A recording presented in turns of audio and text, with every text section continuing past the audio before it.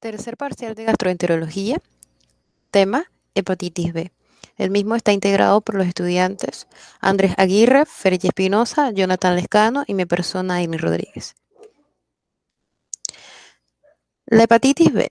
La hepatitis B es una enfermedad infecciosa del hígado, la cual es causada por el virus de la hepatitis B. El mismo pertenece a lo que es una familia conocida como la familia Hepatanavirinae o virus hepatotrópico. Y el mismo se caracteriza por lo que es una necrosis hepatocelular e inflamación. El virus de la hepatitis B, al causar la enfermedad de la hepatitis B, puede causar ya sea un proceso agudo o un proceso crónico que puede acabar en una cirrosis. La misma consiste en una pérdida de la arquitectura hepática por cicatrización y un seguimiento de nódulos de regeneración del hígado. También puede causar lo que es cáncer de hígado e incluso insuficiencia hepática, fatiga, fiebre, ictericia e incluso la muerte. La hepatitis B posee lo que es una distribución de una infección por el virus que es universal, pero la prevalencia y los mecanismos de transmisión son muy variables dependiendo de las áreas, donde las áreas de mayor endemicidad son Asia, África y además determinadas áreas de Europa del Este, donde la prevalencia de la infección crónica es superior al 8%, siendo las principales vías de transmisión la perinatal y la horizontal en la infancia. En el norte de Europa, Norteamérica y Australia, la prevalencia de la infección es del 2%, siendo la transmisión sexual y el uso de drogas intravenosas las vías más frecuentes implicadas. Y finalmente, los países del área mediterránea, el suroeste asiático y países de la extinta Unión Soviética y Sudamérica son áreas de endemicidad intermedia, es decir, que contienen una prevalencia estimada de entre el 2 y el 8%, siendo las fuentes de contagio más habituales la sexual, la perinatal y el contacto doméstico. Cabe mencionar que en los últimos años la prevalencia de la infección por el virus de la hepatitis B ha variado en algunas áreas geográficas, apreciándose una disminución en los países desarrollados, donde las causas principales de estas es la vacunación universal y el establecimiento de lo que es las medidas sanitarias para su propia prevención. El virus de la hepatitis B se caracteriza por un mecanismo de transmisión, donde es importante mencionar que el reservorio de este virus es el hombre, siendo además el único con capacidad infectativa. La vía de transmisión es por un contacto percutáneo o permucoso. La mayor concentración del virus se encuentra en el organismo, que está en la sangre, aunque se presentan otros líquidos biológicos como la saliva, como el semen, las secreciones vaginales y la orina, que pueden ser, en algunos casos, explicar ciertos contagios. El conocimiento de las principales formas de transmisión del virus de la hepatitis B es crucial para desarrollar lo que son las medidas profilácticas primarias, de tal manera que los principales mecanismos de transmisión evidenciados por lo que es el virus de la hepatitis B van a ser lo que es la vía parenteral, la cual ocurre a través de agujas, ya sea productos sanguíneos contaminados, el uso de acupuntura o tatuajes. Actualmente esta vía está disminuyendo debido a lo que es la mejoría de lo que son los hábitos higiénicos, incluso incluyendo lo que es el menor intercambio de jeringuillas entre los adictos y la generalización de las técnicas de esterilización del material sanitario. Otra vía de transmisión es la vía sexual, la cual se trata de la vía de transmisión más frecuente en los países desarrollados, siendo con mayor frecuencia entre homosexuales y heterosexuales con conductas de riesgo. Las campañas de vacunación y medidas como el uso de preservativo han disminuido lo que es la posibilidad del contagio de este virus. El mecanismo de transmisión vertical hace referencia a la transmisión de madre a hijo durante el parto y este constituye una de las principales causas en zona de alta prevalencia, donde el riesgo aumenta en el caso de que la madre sea positiva. Cabe resaltar que en los países se realiza un cribado sistemático de la madre y la vacunación de los recién nacidos y el tratamiento de gamaglobulina anti-HBs, que puede evitar lo que es la transmisión. Otro mecanismo de contagio es la transmisión horizontal o también conocida por contacto no sexual, el cual se produce a partir de los objetos de los que el virus puede permanecer estable hasta lo que son los 7 días, tales como el uso de cepillos de dientes o material sanitario. Em, el virus de la hepatitis B se caracteriza por unas fases de infección, las cuales van a diferenciarse en varias etapas. Están lo que es las etapas de infección del virus como un proceso dinámico, el cual puede estar relacionado, condicionado con una interacción entre la réplica del virus y lo que es la respuesta del propio huésped. Esta fase de infección pueden contarse como en 5, las cuales suelen ser evolutivas y pueden no ser consecutivas, como son la inmunotolerancia, la inmunoeliminación, la no replicación, la reactivación y la pérdida del HBsAg. En el caso de la fase de la inmunotolerancia, se caracteriza por niveles elevados del ADN vírico en suero, em, valores normales o casi normales de ALT y la mínima actividad biológica histológica hepática. Esta fase es muy corta en cuanto a su duración en personas infectadas durante la adolescencia, pero suele durar entre 2 a 3 décadas en personas que han adquirido la infección por una transmisión vertical. Los intentos del sistema inmune por eliminar los hepatocitos infectados dan el paso a la fase de lo que es la inmunoactividad o la inmunoeliminación, la cual se caracteriza por un descenso de la concentración del mismo ADN vírico, un aumento de ALT y de la actividad histológica. Cabe mencionar que esta fase representa el punto crucial en la historia natural del desarrollo de la hepatitis y la probabilidad de la seroconversión espontánea es mayor cuando la infección ha sido adquirida en un adulto principalmente, incluso en un 90 o un 99% y es muy baja en la infancia. Una parte de estos pacientes pueden desarrollar niveles elevados de ADN vírico y un proceso y procesar o progresar a lo que es el desarrollo de una hepatitis crónica.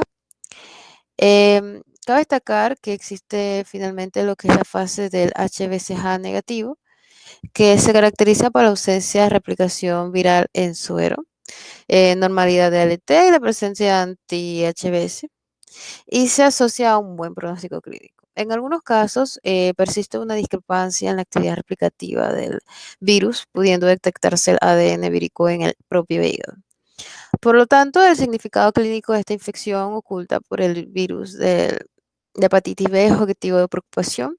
Hoy en día, dado que se han descrito casos de reactivación de la enfermedad en pacientes que han recibido un tratamiento inmunosupresor por diferentes motivos. Dentro de la historia natural tenemos que un periodo prepatogénico y un periodo patogénico. El periodo prepatogénico va a estar caracterizado por un agente causal que va a ser el mismo virus, un huésped, el cual va a ser generalmente en razas africanas o asiáticos, el ambiente que va a ser universal, un modo de transmisión que mi compañera lo mencionó anteriormente, y también tenemos acá en este otro lado lo que es vamos a cruzar en la clínica con un periodo preclínico y un periodo clínico.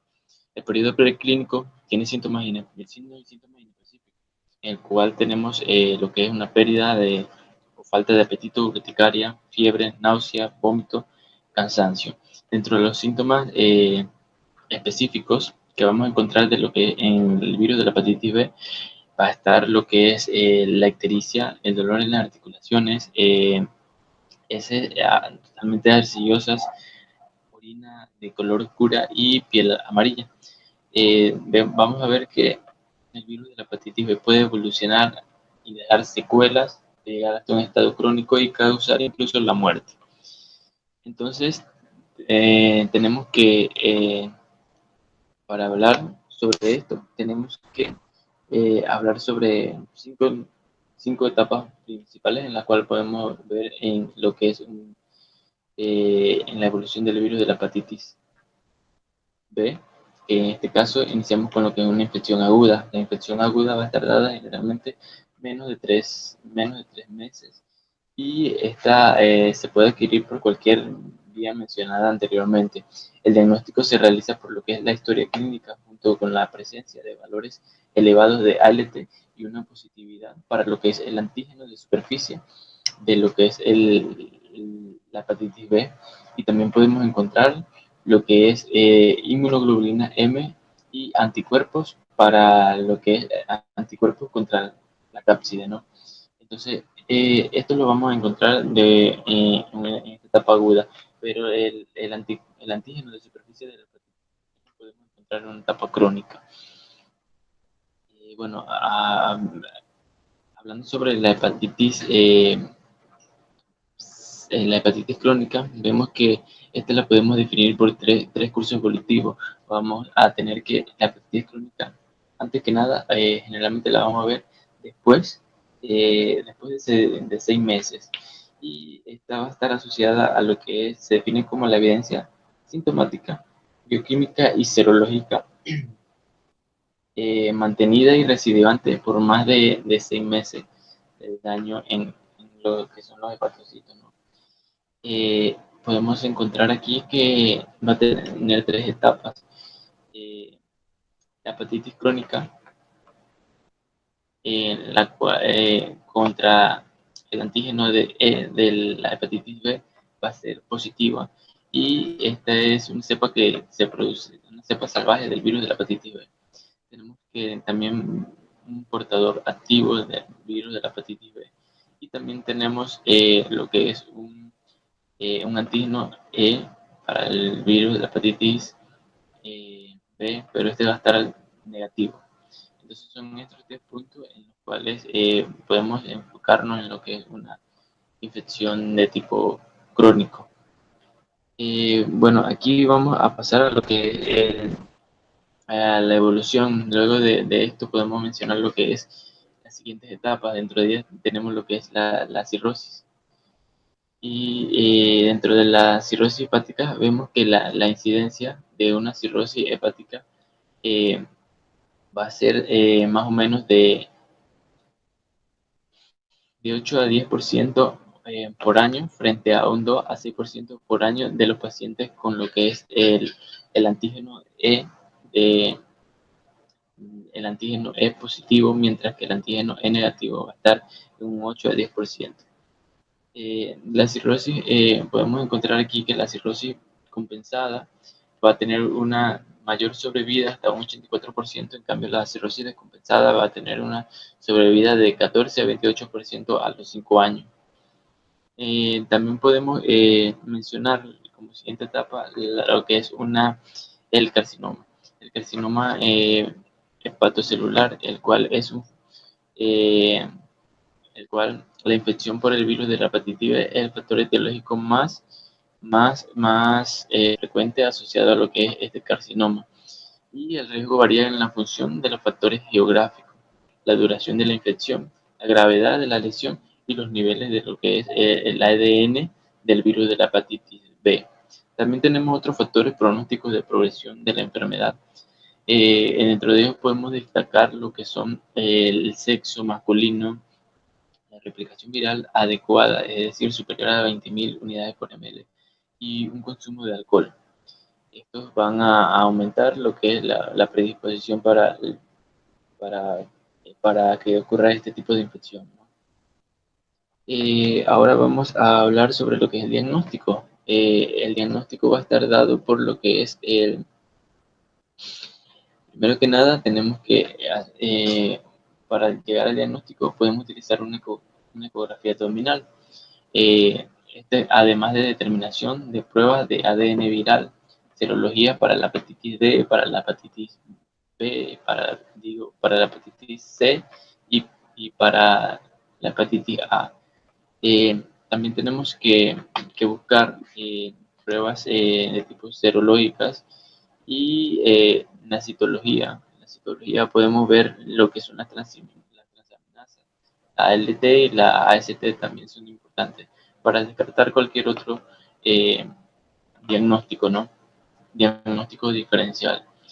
Eh, entonces vemos que dentro lo que es la serología podemos mencionar eh, la hepatitis B aguda con recuperación y una hepatitis en progresión a la hepatitis crónica, en el cual vemos muchas diferencias y como mencioné anteriormente, podemos encontrar lo que es el antígeno dentro de los marcadores del antígeno de superficie para la hepatitis B, el cual lo podemos encontrar tanto en la etapa aguda como en la etapa crónica.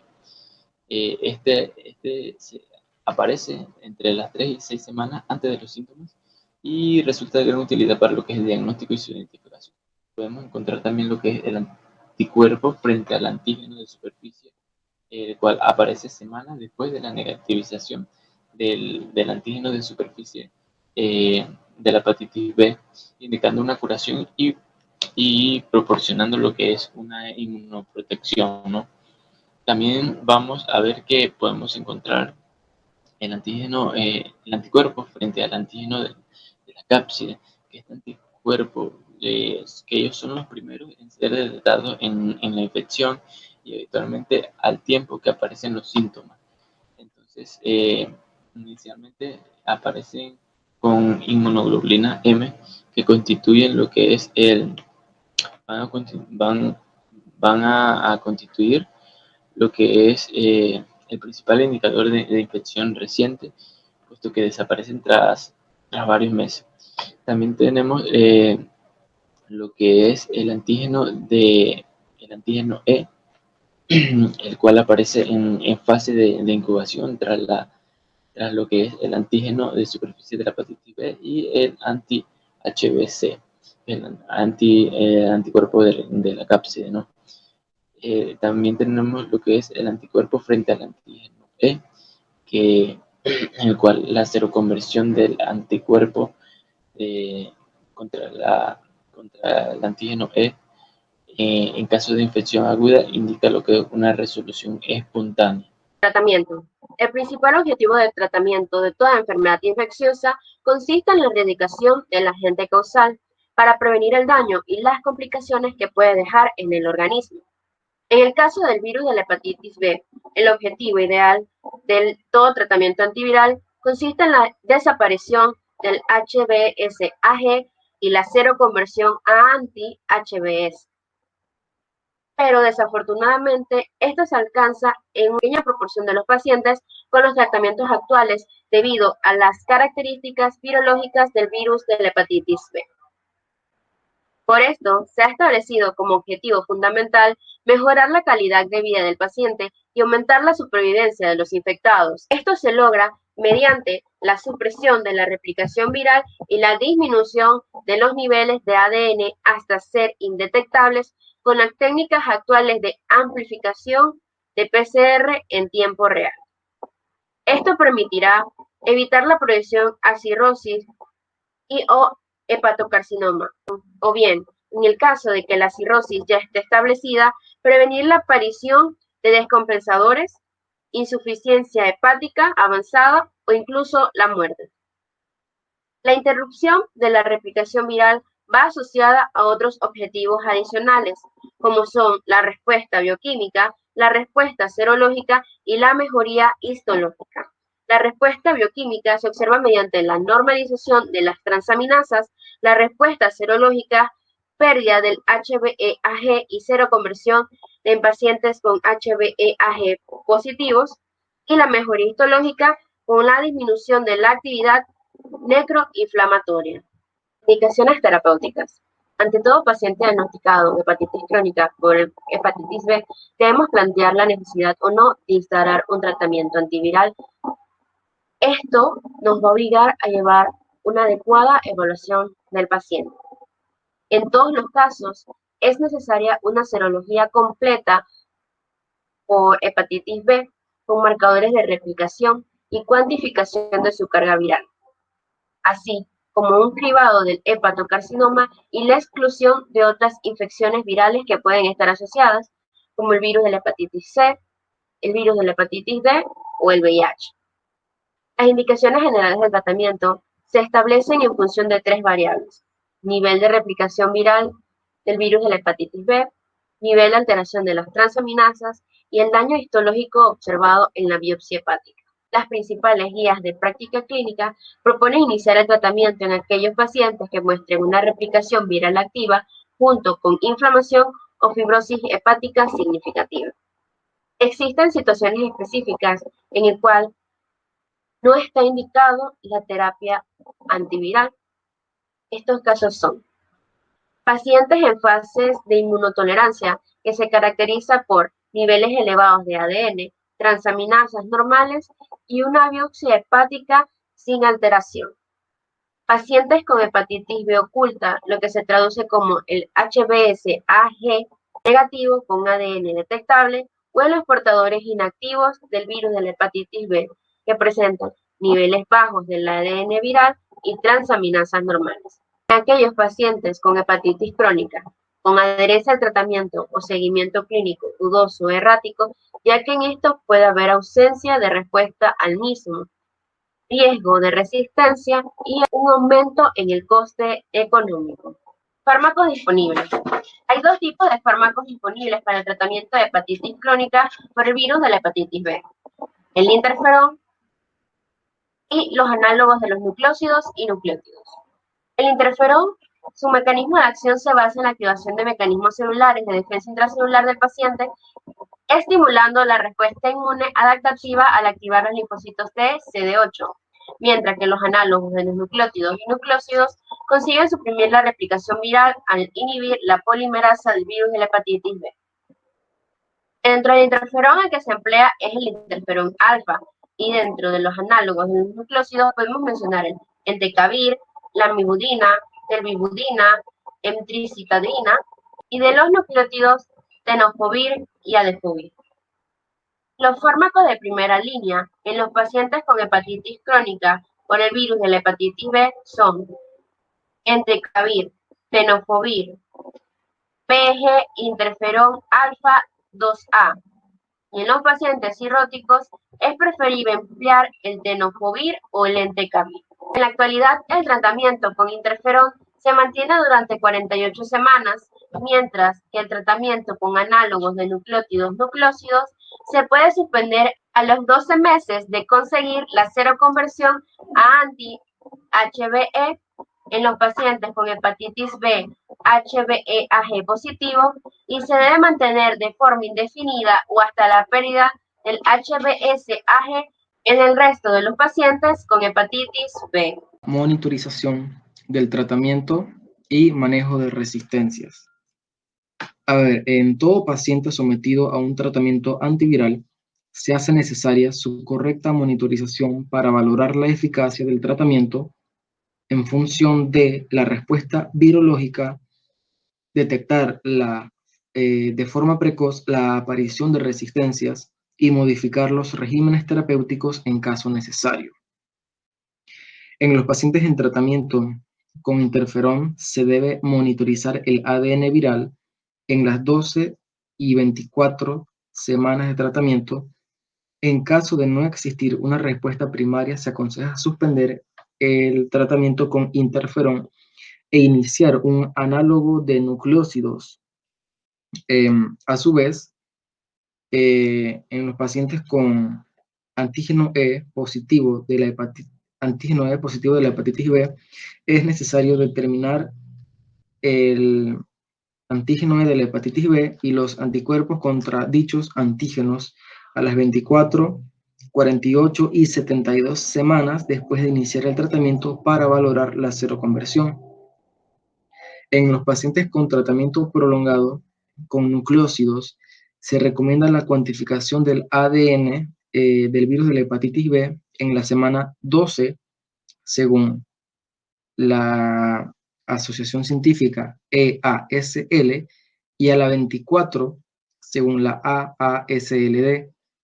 Dichas asociaciones han propuesto diversas definiciones a 3 diferentes variables, las cuales las voy a mencionar en el cuadro que está a la izquierda, que en la columna de la izquierda está la EASL, que significa European Association for the Study of the Liver, y la AASLD,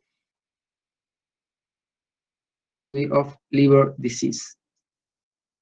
Entonces, como les mencionaba, se recomienda la cuantificación del ADN del virus de la hepatitis B en la semana 12 o 24 para una y para la otra, respectivamente,